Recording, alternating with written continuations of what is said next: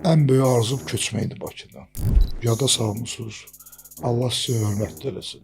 Bizdə insanlar niyə liftdə bir-birinə salamlaşmır? Səmimi cavab verim. Səmimi cavab, əlbəttə. İnsan əlinlə kimləsə salamlaşanda o energetikanı alması lazımdır. Əsas odur ki, o səhv edib gedə-gedə məqsədə энтузиазм итермеется. Когда я еду к цели и буду оборачиваться на каждую лающую собаку, бросать камни, Kartsolla çıxır aradan. Kartsol da aradan çıxır. Bravo, əla. Bu xoşbaxt bu. Bir ədəb anekdot danışsam. Ben nağıl oxumuşdum.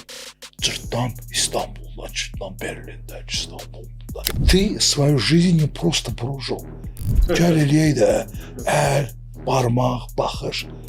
Dolce far niente deyirlər. İtalyanlarda da var. Bəli, Adolf Hitler de 33-cü ildə danışır. Воспоминания – это единственный рай, из которого нас не могут изгнать. Salam aleykum. Aleykümselam. Necəsiz? Allah şükür Allah. Sizi gördüm, şad oldum. Həqiqətən. Mən də sizi gördüm, şad oldum. Birinci növbədə çox sağ olun ki, məni dəvət eləmiş, bu bir.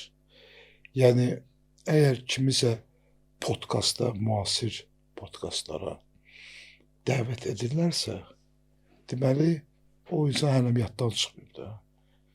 Bir var ki, yaddan çıxıb gedirsən, sənə dəvət eləmirlər. Deməli, yada salmısınız. Allah sizə hörmət eləsin. Ən əsası da odur ki, rəhmətli anam demişkən, Allah rəhmət eləsin. Allah razı olsun. Allahın yadından çıxmayasınız. Allah. Ona görə çox sağ olun, hörmətli olasınız bir daha. İkincisi, sizin dinləyicilərinizə və tamaşaçılarınızdan dəfələrlə üzr istəyirəm. Bugünkü vəziyyətimə görə səhhətimdə biraz problem var, təzyiqim var. Ona görə ola bilsin ki, nəyisə düz cavab verə bilməsəm, birdən məni solğun görsələr, deməsinlər ki, Bəhram Balazadə yola verdi və yaxud nəyisə düz etmədi. Sadəcə olaraq bir balaca mənim bacım bir yax dərman da verdi. Ona görə indidən öncədən üzr istəyirəm hamımızdan. Sizdən Anar bəy aparıcı kimi, həm də var bizim o sadiq tamaşaçılarımızdan. Ola bilər də. Bütün bu suallardan əvvəl bir dənə maraqlı mövzu var. Mənim üçün həmişə mənə maraqlı gəlir. Dedim bunu kimdən yox, ancaq Bəhram bəydən soruşacağam. Bizdə insanlar niyə liftdə bir-birinə salamlaşmır? Sizcə? Səmimi cavab verim. Səmimi cavab, əlbəttə. Yəni biz rəsmi Mən sizə deyim də, insanlar liftdə bir-birlərinə salam verirlər. verirlər. Hə, verməməkləri artıq bir salam demək istəyir. Artıq onlar insan deyil. Hər onlar bir-birlərinə salam vermirlərsə, Qəşəng. Türklərin bir sözü var deyə, onlar artıq insanlıqdan çıxıblar. Qəşəng, əla. İnsanlar salam verirlər. İnsanlar, Verməyənlər insan. mən özümü insan sayıram, Allahın bəndəsi sayıram və görüb götürmüş insanlardanam. Çünki mən sən niyə salam verirsən? Çünki mən belə görmüşəm. Mənim atam salam verib. Ola bilsin babam da verib. Babamı görməmişəm, əfsuslar olsun. Balaca uşaq idim, dünyasında. Amma atam evdən çıxanda liftə binirdi. Google 96-da qonşulara salam verirdi. Həyətdə hamıya salam verdi. Zabitlər bağından keçəndə istəyir bağbanlar olsun, istəyir xadimələr və yaxud 8 nömrəli troleybusun sürücüsü hamıya salam verdi. Düz Daxili İşlər Nazirliyinə gedən kimi 2 troleybus dəyişirdi. 8 və 4. Keçmiş bas indiki Füzuli küçəsindən Hüsarcı indiki Prospekt Azərbaycan. Daxili İşləriniz papa gedirdi, mən gedirdim məktəbə 189-a. Qarşısına gələn hər bir insana istəyir fəhri olsun, istəyir uboşsu, istəyir nazir, hamıya salam. Qabaq Bakıda elə idi. İndi əfsuslar olsun ki, elə deyil. Bəlkə ola bilsin ki, o vətəndaşlar, insan demək istəmirəm, bir-birlərini tanımırlar. Bu da yəqin müasir həyatda normaldır. Amma mən indiyə kimi Anar bəy salam verirəm. Bu yaxınlarda bir də çirmimdən qabaq liftə daxil oldum. Saat 8-in yarısı idi. Çocuklarımı məktəbə aparırdım. Sikim bir simpatik kişi. Dedim ki, salam bəy, sabah olsun. Mənə sən. İkimiz idi, başqa adam yoxdur. Yəni ki, demək istədi ki, əgər sən məni tanımırsan, niyə salam versən? Çox təəssüf. Anam da deyirdi ki, bizə nənəm demişdi ki, salam Allahın salamıdır. Salam vermək lazımdır. İndi biz küçültmüş Azərbaycanlılar o burada salamu aleykum sözünü salamız. Amma heç olmasa onu da Onu bazen unutmayaq da heç olmasa. unutmuşuq. Düzdür. Fərhad bəy, Çox danışdım, üzr istəyirəm. Yox, əslində bu mən ona görə gələndə də birinci sizin əlinə salmışdım da. Yəni çünki bu bədən dilində var da, var insan əlinlə kimləsə salamlaşanda o energetikanı alması lazımdır. O energetikanı alanda bilirsən ki, yəni sağlam bir adamla görüşürsən. Çünki bir çox adamla biri görüşəndə əlinin ucu ilə belə görüşər, belə sağlam sənə salam verməz və orada artıq münasibət də artıq başqa bir çapa gəlir çıxır, başqa bir miqyasa çatır. Ona görə ilkin salam necə ab-havada formalaşırsa, eyni minvalda da getmək ehtimalı çoxalır. Ona görə Allah razı olsun, yəni çox gözəl cavab verdiniz. İnsan tanındıqca, yəni onu bir çox kütlələr tanıdıqca da ona qarşı münasibət hansı fona görə dəyişir, hansı formatda dəyişir? Yəni bu insanların özünə asılıdır. Bir bəhramdan danışırıq. Kütlədən mən tanınmış olandan sonra belə düz başa düşürəm də sualı. Bəli. Mənə heç münasibət dəyişilmədi. Sadəcə olaraq kütlə artdı, massa, talpa, kütlə, insanlar. Qaldırdılar bizi. Necə Rafael Ağayevi qaldırırdılar, Qurban Qurbanovu qaldırdılar. 90-cı illər əvvəllərində bizi qaldırdılar, Paris Bakokavaya. Sonra o zirvədə olandan sonra balaca bir səhv, ya qol buraxsan, ya top tabama dəyir, ya katan düzələmirsən, ya nəsə deyirsən efirdə, o zaman yerə vururlar. kütlə vururlar sənə ki, Rasim Balayev kimdir axı, nədir o? Rasim Balayev deyir, nə olsun, nə oynayıb ki, nə sevmir Babək. Buna bax, reklamda çəkilir, buna bax, getdilər, uduzdular ayaqsa, iynə tapmadı, dizinə vurmadı, durub cəmaatdan yox, rəhbərlikdə, yəni ki, nazirlikdən ki, mən ayağım ağrıdı, mən. O zaman bir dəqiqənin söhbət edir, bir dəqiqə. Düşürsən yerə, hə? Düşürsən yerə, amma güclü insanlar, mən özümü güclü saymıram, amma zəif də saymıram. Öz işimlə məşğul olum. Çünki birincisi, insan məqsədinə gedəndə, məqsədə gedən yolda, sən həmən yolu gedirsən səhvlərdən. Səhv. Əsas odur ki, o səhv edib gedə məqsədə entuziyazmı itirməyəsən. Qəşəng ifadədir. Mən onu entuziyazmı heç vaxt itirmirəm, odur. Süper. İkincisi də paralel olaraq, bunu mən deməmişəm, Churchill deyib, Rus dili təqribən belədir, если когда еду к цели и буду оборачиваться на каждую лающую собаку бросать камни, я до цели не dойду. Əgər mən hansısa bir məqsədimə gedirəmsə və hər hürən itə çevirib daş atsam, mən ki, ali məqsədimə, nəinki ali məqsədlərimə çata bilmərəm. Ona görə vaxt deyirəm. Siz də məndən də yaxşı bilirsiniz. Quranda da nə yazılır? Ki, ən böyük bərəkət bu dünyada vaxtdır, zamandır. Ən bahalıdır. Ən bahalı. Onu itirmək olmaz. Mən durub indi hər bir kəsə orada cavab vereyim, ya məhkəmə vereyim, ya dedik sonu, sual cavabı, kommentlərdə, şərtlərdə cavab verim ki, niyə belə oldu? Mənim buna vaxtım yoxdur. Adamın ömrü gedər yəni. Ömrü gedər və lazımsız işdir. Ancaq mən naş parovoz pilot liçit. Mən parovozum lokomotiv işləyirəm. Harada qırıldı. O demə, o Allah Subhanahu taala bilir də. Harada qırılacaq, amma istəyirəm hərəkətli olmaq. Hətta bir belə bir şey var ki, əgər insan bilirsə ki, bu zaman ağac əkir və bu bir saatdan sonra dünyası dəyişəcək. O ki, uzanmamalı ki, ayağım, getdim. Sən ağacı əkməlisən, becərməlisən. Daim hərəkətdə olmalısan. Hərəkətdə sulamalısan, becərməz və s. Ona görə mən gəldim, bax, bugün görürsünüz verilişin əvvəlində üzrxahlıq elədim. Üzr istədim. Anar bəydən də tamaşa. Özümü pis edirəm. 160, 100 təzyiqdən efirə gəlməzlər. Amma mənim o daxilimdə Disiplin. Arif Bağırovun genləri var da. Deyir ki, Bəhram, dönbəri qalxız, get elə bunu. Ki, sən kişiyə söz vermişsən. Tamaşaçılar sənə gözləyir. Allah razı olsun. Olmaz.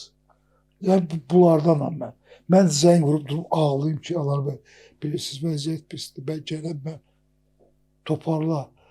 Təzyiqdə gör ki, bu neydir? Mən onu sındırmaq istəyim, bu məni sındırır. Bir dənə mötərizə açacağam, bir dənə buna bir dənə şərh bildirəcəm sizə. Və peşəm haqqında danışanda da dedim sizə ki, bədən dili üzrə ekspertlik var mövzuda.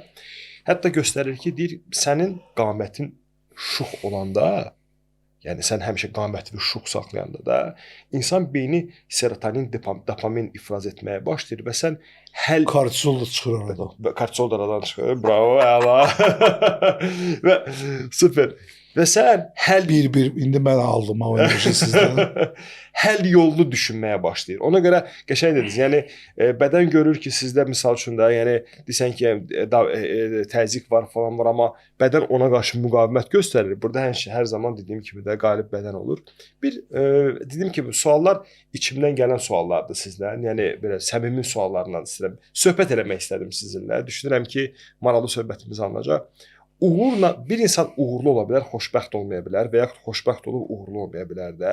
Sizcə bu hansı daha vacibdir bunların? Xoşbəxtlik. Xoşbəxt niyə? Çünki insan uğurlu ola bilər, dediyiniz kimi. Amma xoşbəxt ola bilməz. Xoşbəxt deyil. Uğurları var, amma xoşbəxt deyil. Yaxşı, bir Amma insan var ki, mən tanıyıram da, elə insanlar elə bizim kənddə götürəndə bas qaldı, oturub dağın başında. Həyatda uğuru yoxdur. Nə çempion olub, nə Avropa çempionu, nə Olimpiya çempionu, nə milyonları var da işte. Amma xoşbəxtdir.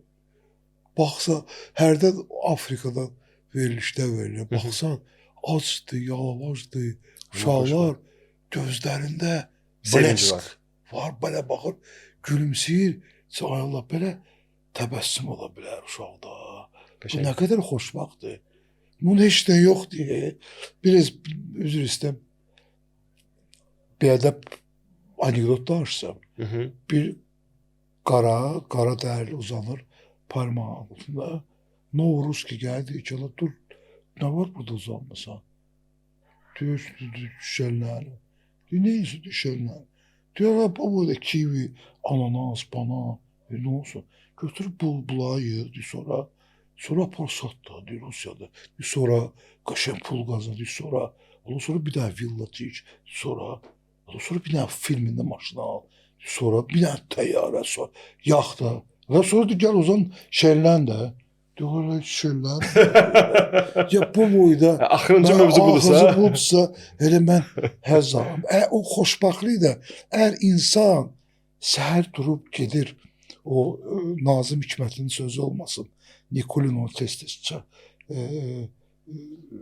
qeyd edirdi, halbuki Nazım Hikmətin sözüdür. Əgər bir insan səhər oyanıb, qaçırsa işə sevinə-sevinə və işdən qaçır evə, o deməli dünyanın ən xoşbəxt insanıdır.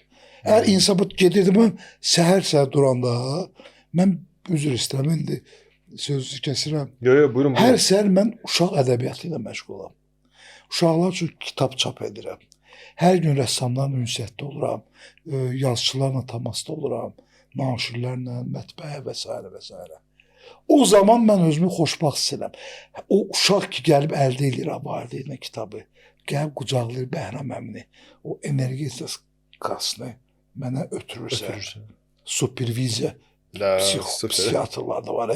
Mənim də o kiçik mini superviziyam olur da, əlindən tuturam, hiss edirəm, pulsunu, o mən mak eləyir, Bakılar demişkən. O zaman mən xoşbəxtam. Onda yaddan çıxır ki, mən əsri çempionuyam, KVC-yəm, medalım var.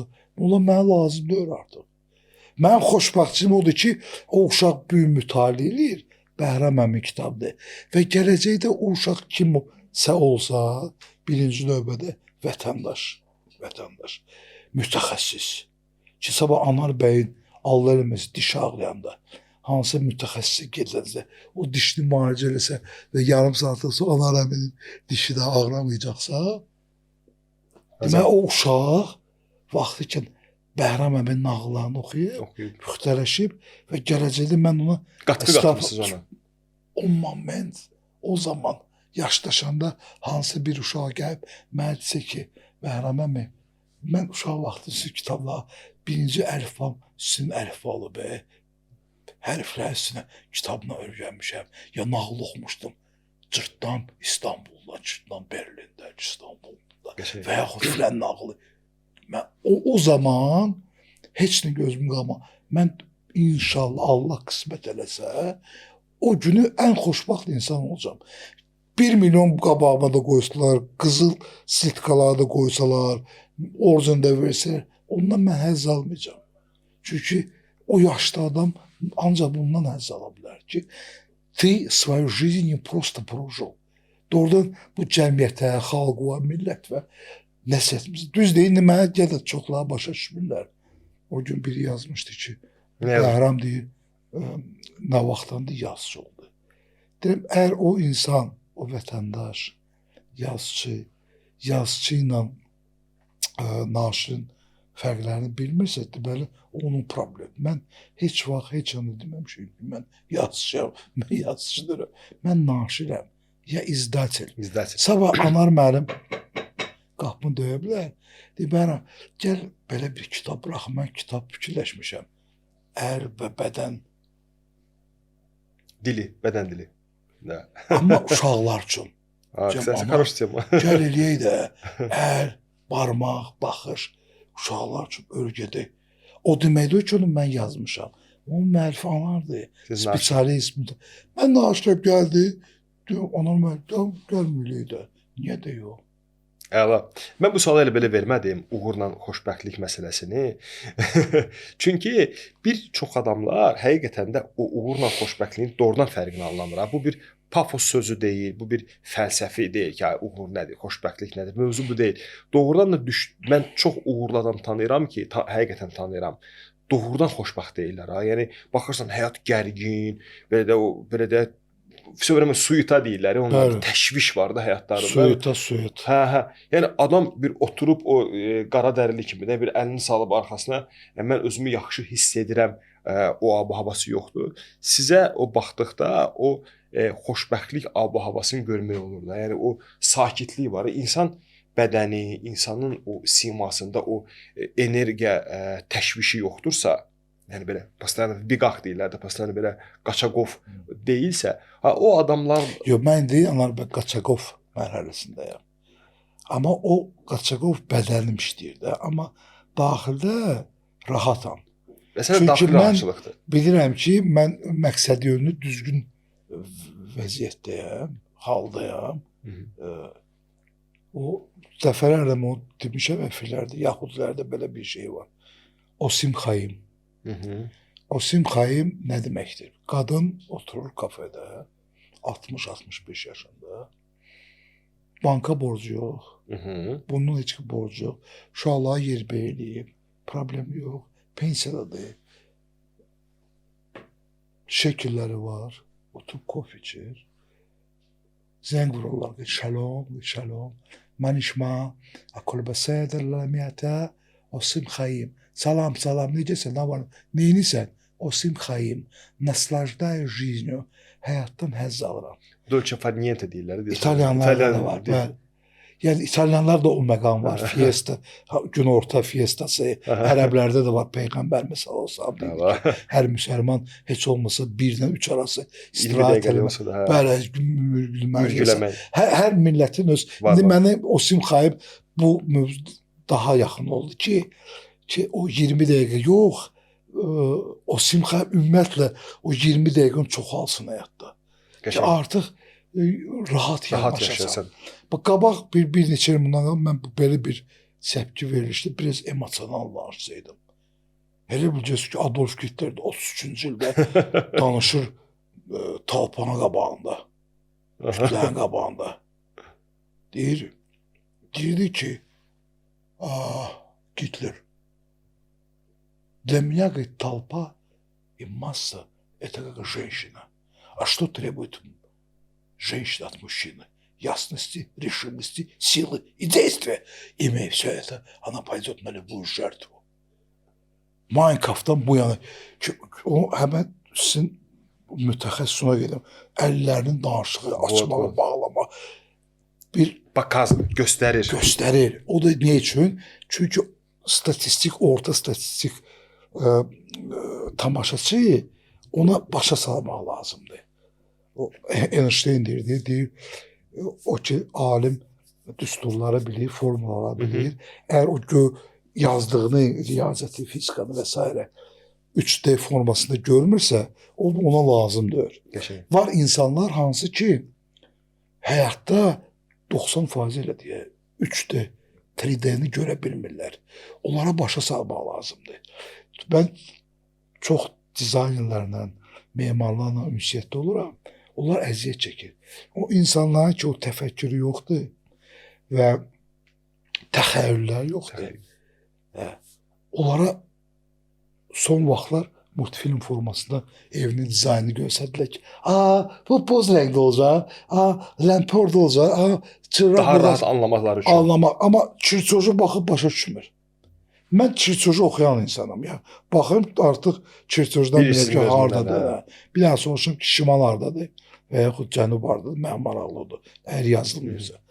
İnsanlar onu başa salmaq lazımdır. Adolf Hitler də o əlləri ilə, ayağı ilə nə üçün? Çünki kütlənin qalxısma. Amma Schopenhauer həmin Alman filosof deyir ki, artıq əgər sən müdrikliyə gedirsənsə, sən Adolf Hitler olmaq istəmirsənsə, rəhbər və s. Sən gərək artıq o kütlədən uzaqlaşasan. Sənin ən böyük müdrikliyin ondadır ki, işvi görmüsən, ondan sonra çəkilmişsən qırağa, oturmuşsan peyğəmbərlərimiz kimi. Rahat, səndə həmən o fiestadır, həmən o 20 dəqiqədir, sükutdur və yaxud o simxaimdir. Mən əgər Allah subhanət hələ mənə izin versə, icazə versə, həyatımı elə görəm. İnşallah. Ki, emosiyasız, rahat, sakit. Sakit. İndi mən sual və bəs pul, para qazanmaq. Orada da bir mənim qanun var. Богатый человек – это не тот, у которого много денег, а у которого есть деньги и хватает на все. Varlı insan o insandır ki, çoxlu pulu yox, pulu var müəyyən. Hər şey çatır.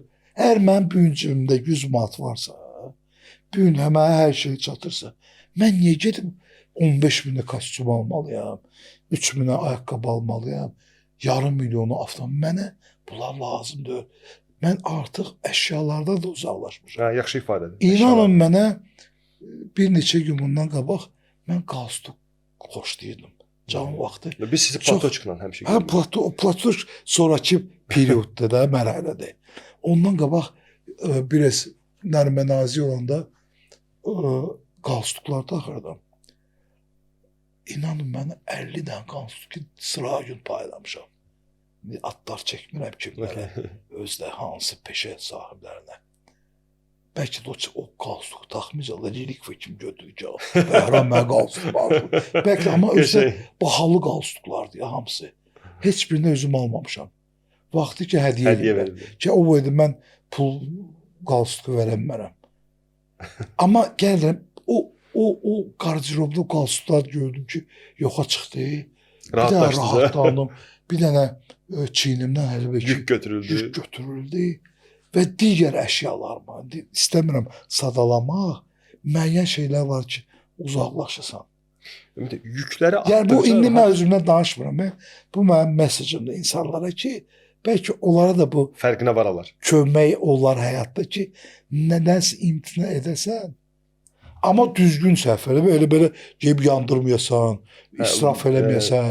Doğru istiqamət. Bəli, mənim kitablarım vardı ki, hansı ki, oxumuram. Apardım Dom Pravistə, nədir o? Hökumət evi. Hökumət evinin arxasında satırlar kitab. Apardım, hamısını verdim. Bu sənin kitabla nə hiss elə?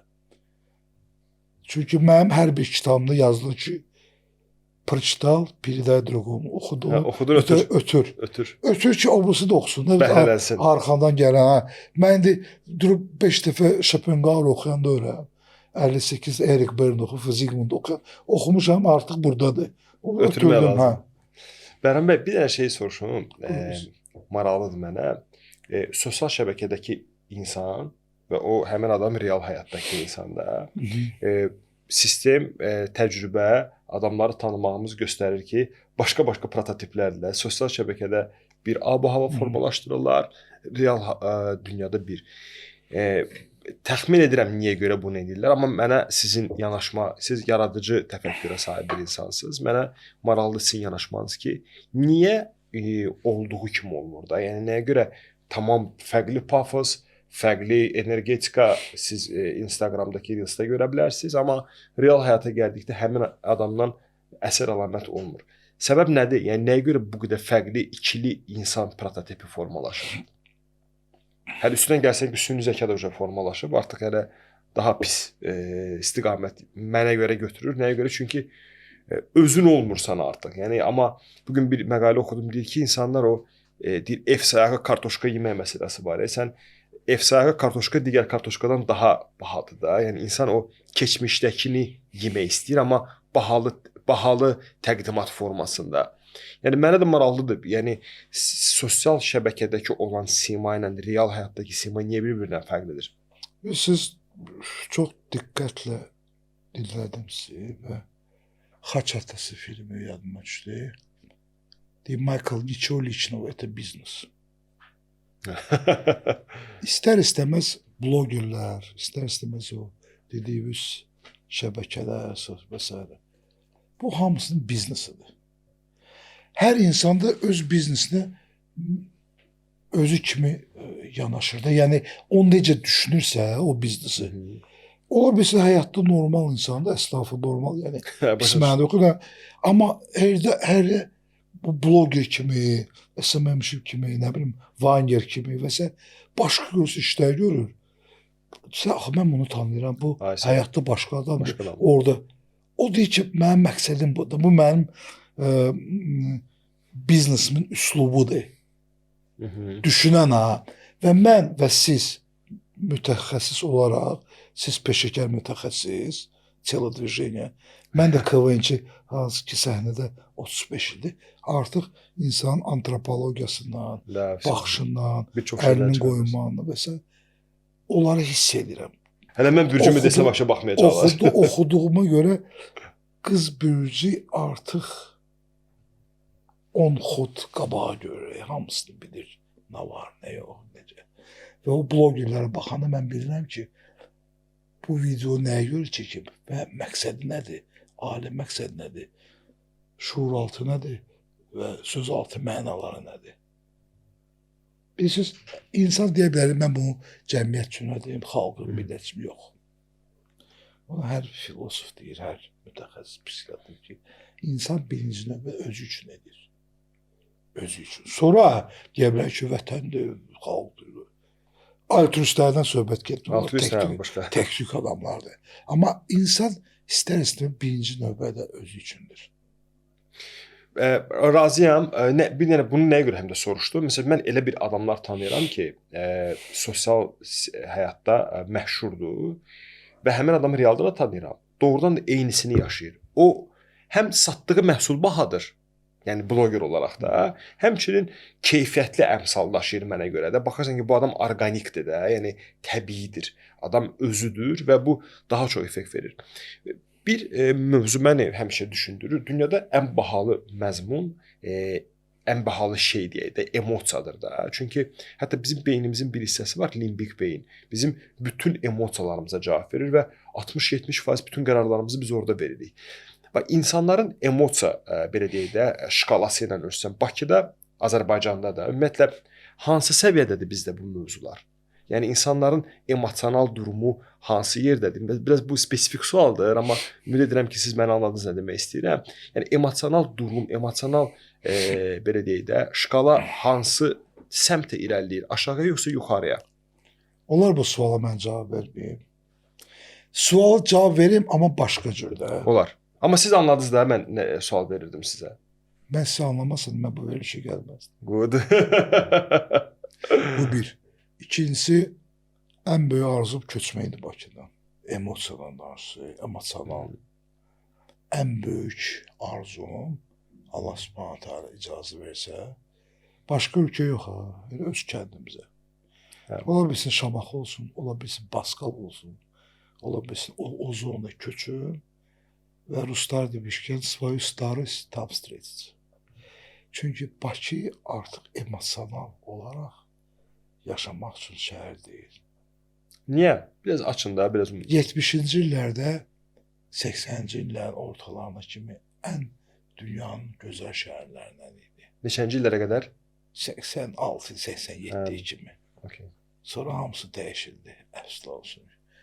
Çox maraqlı şəhər idi, çox maraqlı insanlar yaşayırdı, sipajlar yaşayırdı, dərisi də dəli idi, nazir də nazir idi.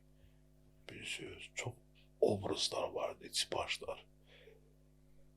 Və bilirdik ki, əgər bu insan bunu edibsə, bu insan bunu edib. Bunu başqası eləyə bilməz. Bunu Məmməd Ağa eləyib, o hərəkəti. Prisushi ему, da. Sağ. Bunu Əhməd Ağa ilə Hüseyn Ağa eləməyəcək. Bu Məmməd Ağa. Əgər çepə baş veribsə, hamısı bir ki, bu işidir. Kto na что qarast, kim nəyi bacarır, kim nə edir. Oğurluqdur, banditlikdir, rüşvət idi və s. Adam öldürməkdir. Büyüdü budur. Heç vaxt rüşvətxor gəlib adam öldürə bilməzdi. Adam öldürən gedib oğurluq eləmir. Ya hamısı hərəsinin özünün var idi. Hə, var kolon var. İndi bilinmir kimdir, nədir. Qəşəng. Kim kimin harda nəyi və s. Onu başa düşürsünüz. Bu bir. İkincisi, deyirəm o bir haqq qayıdırıq verilişdən bərinə. Mənə ləzzət verirdi ki, atam Verxnaqorni, yuxarı Dağlıq küçəsi, Sovetskidən bir tin aşağı düşürdü, məktəbə gelirdi mənlə. Mirzə Ağaliyevlə düşürdü. Paluxina kimi indi ki, Murtaza Muxtarovdan ayaqla gedirdik.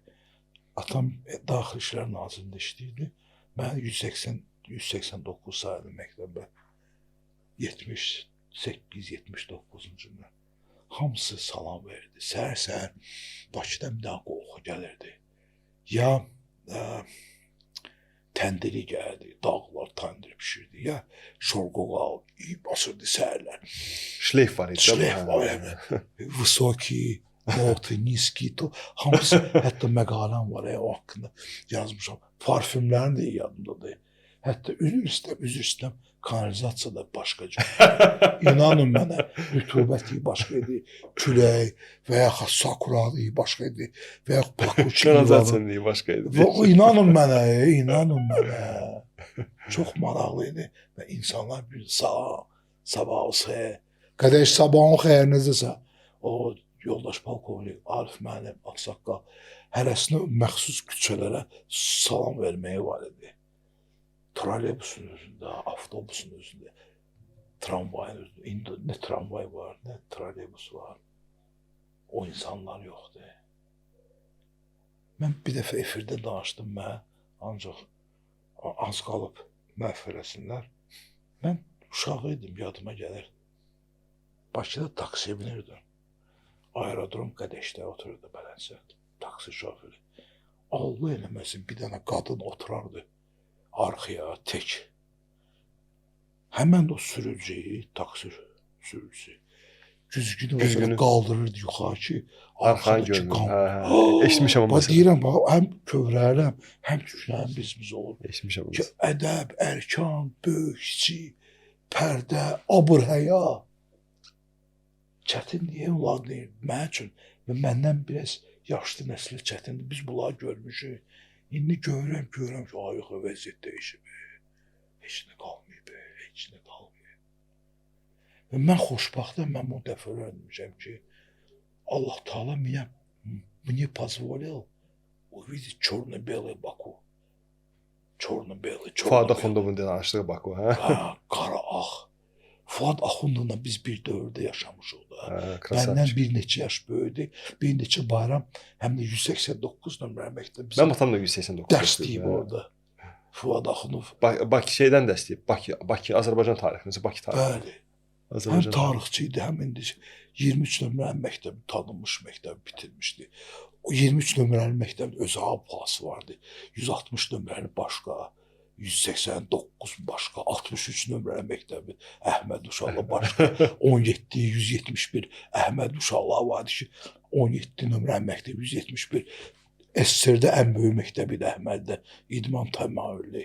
Olan uşaqlar biraz başqa. O Nizami-Minski rayonu gəlirlər, basketbol oynayırlar. Biz 26 bakarımıza görürsünüz.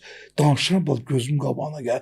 Bulvarda necə yarışlar keçirdi 84-cü ildə basketbol üzrə.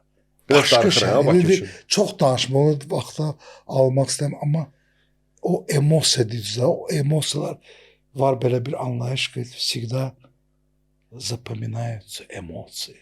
Bəli, emosiya böyük şey. Böyük. Bir daha da belə şey var, mən çox vaxt istifadə edirəm o kitablarımda. Воспоминания – это единственный рай, из которого нас не могут изгнать. Heç vaxt bizi o oradan çıxarda bilməzlər. Çıxarda qovalaya bilməzlər, qova bilməzlər. O bizim xatirələrdir. Xatirələr də ha vaxt yadda qalır. O xatirənin içində emosiyalar olanda. O ana xətti var, dramaturgiyanın. Nə qədər çoxlu o ana xəttdə kulminasiyalar olsa, qalxmalar. O qalxmalar, düşmələr, periyodlar, emosiya da hər dəfə emosiya. Niyə seriallara baxırlar? Çünki hər 3 dəqiqədən bir o kulminasiya olur, emosiya olur. İnsan istəməz oturub baxır ona. O ilə də onu tuturlar.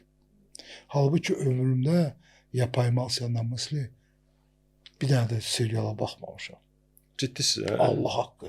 Bir də baxmışam, hansısa seriyanın 30 dəqiqəsi durub çıxıb getmişəm. Rabini İzauradan tutmuş, Как плачут дамля, indiki o vadislərdə Türk serialı. Qurtlar Vadisi. Qurtlar Vadisi. Bir dənə seriya baxmamışam, mənə maraqlıdır. Çünki mən böyümüşəm Antonioni filmləri ilə, Visconti'nin filmləri ilə, Federico Fellini, Tonino Guerra'nın, bizdə Çuxrayın filmləri ilə və yaxud Danayla Azərbaycanda Arif Babayev və Rasim Ocağın filmləri. İndi oturub ondan sonra seriala baxmaq mənə maraqlıdır. Demirəm, mən İsraf pisliğində gəl daşa salacaqlar məni, daşqalaq edəcək, bu bizim nədir? Amma kim baxması baxsın da, mən baxmıram. Onu demək deyir ki, serial pisliyi. Baxın, mən baxarım. Zövq, keyfiyyət. Mən Amarkort filminə hər il avqust ayında baxıram. Mənim ən sevdiyim filmdir. Bəlkə də 100 dəfə baxmışam. Mimino'ya 100 dəfə, Nigaro'ya 100 dəfə baxmışam. 500 dəfə Gün Keçdi filminə baxmışam və baxacam da. Deyirəm, baba, bəs deməli baxıram da, hər dəfəni tapıram. Mən o həmən 1 saat 10 dəqiqə oturub baxaram, bir neçə dəfə. Başqa mesajlar çıxaracaqsınız. Nəinki seriallara mənə lazımdır. Serial mənim vaxtımı aparır. Bir bərəkətdən vaxtsam. Mən vaxtımı yetirim ona. Razıyam. Bir şey soruşurum. Bax, klub Veseloq Naxodçev. Bəli, şən və hazırcavablar. Bəli, o Naxodçev sözü Azərbaycanda hazır cavab kimi. Hazır cavab. O vermir. İdiomatik tərcüməsi yoxdur və alınmır. Bax, mən o sözü tez istifadə edirəm də işlə bağlı ki, yəni bunun İngiliscə adekvat tərcüməsi var, Azərbaycanca adekvat tərcüməsi yoxdur da. O mənə görə naxodçu adamlar, yəni belə tərcümə hazır cavabdır, amma mən hazır cavab nəzərdə tutmuram da. İngiliscə resourceful insanlar. Bunlar həqiqətən də bir maneə ilə üzləşəndə dayanmırlar da. Hani belə tapırlar, çıxış yolları tapırlar da. Bax, o naxodçu sizdə nə qədər həyatınızda kömək olub sizə? Naxodçu olmaq. Kömək olub? İndi kim kömək olur? 160-100'e təzyiqdə oturmuşam, görmüşsün. Sərdən oradan buradan vurursun, çıxıram oradan bura. Freyddən tutmuş, Erik Bərdə kimi. Valla yəni oralara düzdür, hərəsinə girsək uzun saatlardan çəkərik. Vaxt yoxdur. Hətta təklif verir, bəlkə elə ikimiz verilişdir para. 3-cü qola çağıraq. Həqiqətən, maşallah, geniş, hətta biz layihə ilə müzakirə edəndə ki, Bəhram bəyə bir dəvət eləmək istəyirdik, amma mövzular hər mövzuda kifayət qədər biliyə, yəni məlumata sahibsiz, biliyə sahibsiz. Bu mənə aşırı zövq verir. Karikatura işləri necə gedir? Getmir. Niyə? Dayandırmışam, vaxt yoxdur. Yaxşı, Amma halbuki Polşarla işlətmək üçün mən düşünəndə çəkirəm. Vacib deyil karikatura çəkirəm, ümumiyyətlə çəkirəm. Çünki mən heç vaxt flomaster, qələm, ruçka, karandaş əlimdən düşmür. Əgər mən nəyisə düşünürəmsə, hansı projeni mən onu çəkməliyəm. Öncədən şəkil vizuallaşdırırsınız. Bəli, vizuallaşdırıram. Ondan sonra o məntiqlə qururam da, o logik çipoçka deyirlər də, o zəncivari qururam. Ondan sonra gəlirim, çıxardıram ki, bu deyil. Ola bilsə səhv edirəm, gəlirəm. Bir səhvdən o səhvə gedirəm. Amma entuziazm itirmirəm verilişinə əvvəldir. Ki, belə olmadı. Oldu da ondan gözəl şey oldu. Yeni praktika, yeni возможностьlər. Elə də. Bir şey soruşum. Amma ən böyük problem nədir? İnsanlar üçün onu demək istəyirəm. Səhv edə bilərsən. Həyatda 1, 2, 3. Əsas odur ki, o səhvlə təzədən qaytarmayasan. O səhvə qayıtmayasan. İnad etməyəsən səhvində, hə. O qayıtmadı, oldu səhvə. Eləməyəcəm. Getdim. Davam edəcəyiz. Mən bu sualı bir dəfə dizayner dostuma vermişdim. Sizə də bu sualı vermək istəyirəm.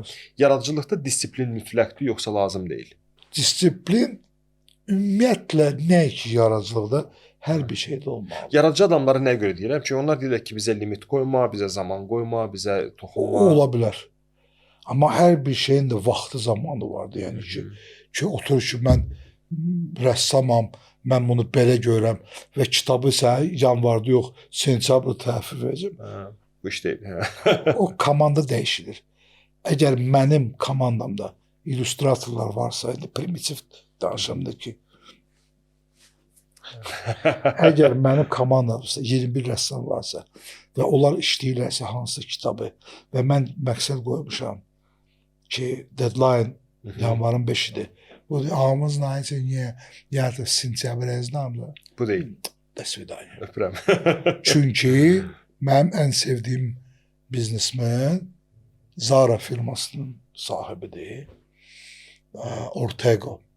O deyir ki, rəhmətə getdi o. Bilmirəm, yalan başıram. Dizayner.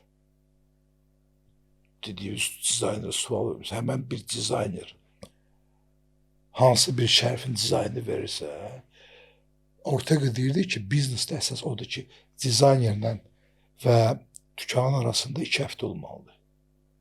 Yəni, sən dizaynı verdin производствоya, istehsal olundu. 2 həftədən sonra bu həmən şərf oktyabrın 1-də olmalıdır.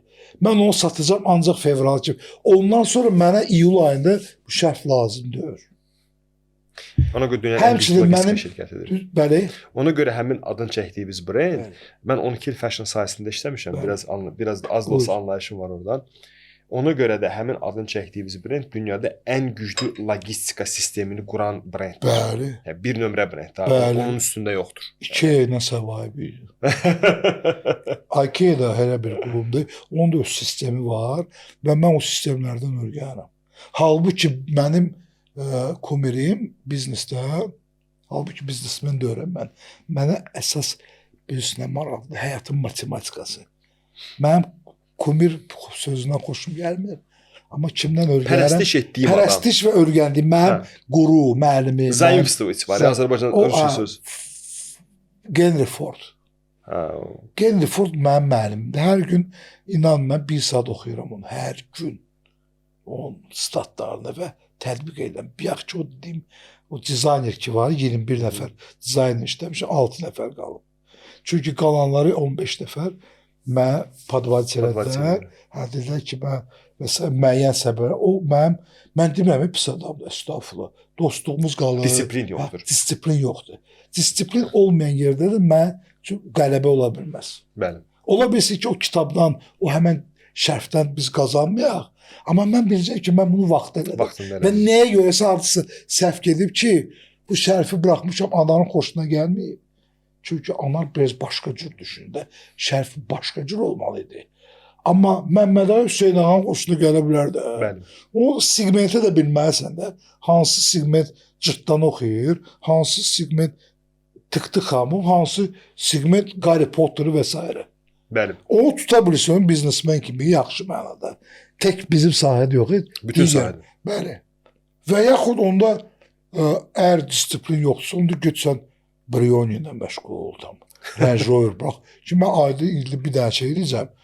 Mən də evdə Ha, olacam. amma mən kütlə ilə işləyən adamım. Mən axı dediyim o sadalığım şirkət deyirəm ki, bir dənə eləyim ki, buna təknik alacaq o saat belə. Massiv yoxdur yəni. Məndə massiv produkt. Mən bunu tez eləməliyəm. Nə qədər tez olsa o qədər yaxşı. Amma keyfiyyətli və qiymətli salmaq şərti ilə. Bərəm bəy, Allah razı olsun. Allah sizdən razı olsun. Şad oldum sizi görməyə. Biz bir neçə il öncə, çox illər öncə mən sizinlə bir dəfə görmüşdük. Bizim bir qısa müzakirəmiz olmuşdu. Amma indi bir saat yaxın söhbət elədik. Müsbət aura, pozitiv energetik aldı. Görə sağlam olsaydım da olardı. Valla məncə maşallah Yo, yo, yo, sağlamsınız. ağrıyıram. Açığı bir daha verilişin sonunda tamaşaçılardan üzr istəyirəm. Kimisə bu sözlərlə qəlbinə toxundumsa, hamısından üzr istəyirəm. Keçsinlər günahımdan və ola bilsin ki, çoxların bu veriliş xoşuna gəlməyəcək. Ola bilsin baxmayacaqlar bu veriliş, o da ola bilər və buna mən normal qəbul edirəm. Çünki mənim öz məqsədim var, o insan öz məqsədləri var. Sizin xanımın və operatorumuzun həyatda məqsəd.